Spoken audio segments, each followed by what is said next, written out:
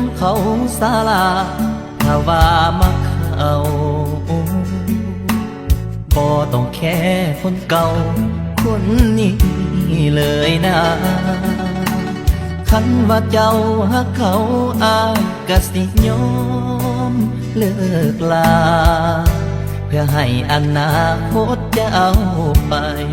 ไกลหักเจ้าหลายแต่อายมันมี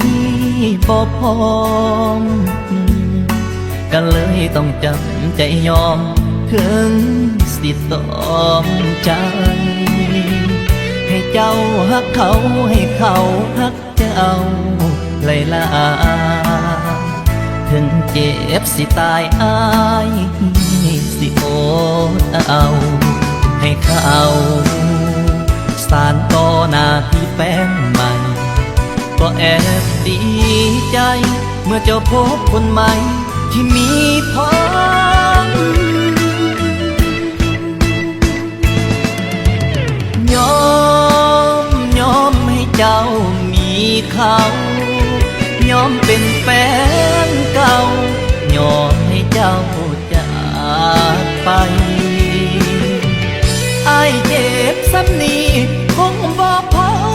ตายเบิ่งตัวเองได้ไปสะอา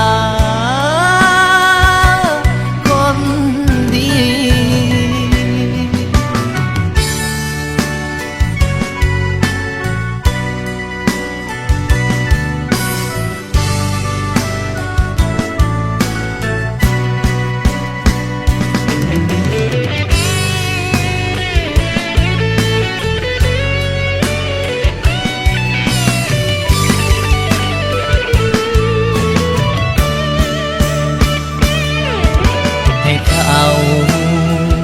สานต่อหน้าที่แฟนใหม่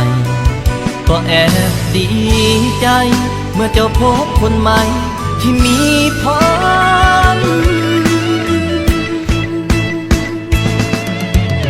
ยอมให้เจ้ามีเขายอมเป็นแฟนเก่า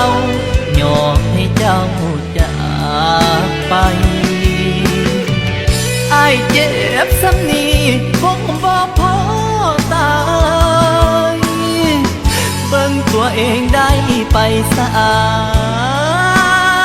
ดคนดีจงมีความสุขกับเขาหลายๆเด้อเจ้าให้สมกับมาเลือกเขาทิมอ้ายคนหากมือได้เขาบ่ฮักเจ้าอีหลีแฟนเก่าผู้นี้ยังมีใจเสมอบังเอิญมือได้เขาบ่ฮักเจ้าอีหลีแฟนเก่าผู้นี้ยังท่าคนดีอยู่เด้อ